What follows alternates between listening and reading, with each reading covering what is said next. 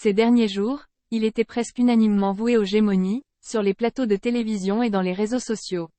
Vilipendé par certains observateurs, certaines langues annonçaient déjà Narcisse Mouel-Combi, en détention préventive à la prison centrale de Kondangui.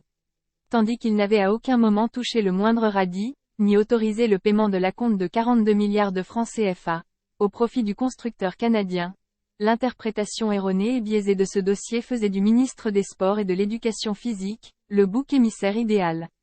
Pourtant, dans les missions assignées à la Task Force, logée à la présidence de la République et pilotée de main de maître par Ferdinand Ngo, le SGPR et Ayem Mogé, l'omnipotent conseiller économique du président Biya, c'est cette technostructure qui avait entériné la mise à l'index de Pikini, décidée du choix de Magil.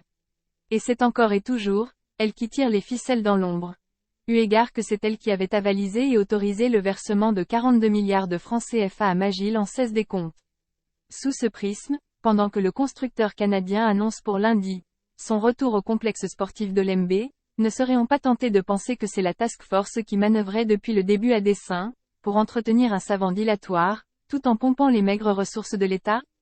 En écrivant au secrétaire général des services du Premier ministre, Magloire Séraphin Fouda le 3 janvier 2023, il va sans dire que Narcisse Mouel-Combi a le mérite d'avoir pu attirer l'attention du chef du gouvernement sur ce scandale, au moment où Magil avait rompu unilatéralement le contrat, et qu'il s'apprêtait vraisemblablement à quitter le pays, en abandonnant le chantier inachevé et l'importante ardoise due aux sous-traitants locaux. La question lancinante qui revient sur toutes les lèvres est la suivante.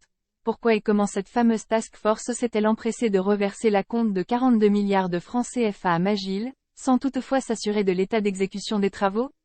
Au demeurant, compte tenu de leurs agissements, ne serait-on pas tenté d'accuser ouvertement Ferdinand Ngo et Ayem Mogé d'avoir perçu des rétrocommissions?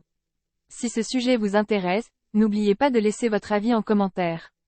Abonnez-vous et activez la cloche de notification pour être toujours informé lors de la publication de nos prochaines vidéos.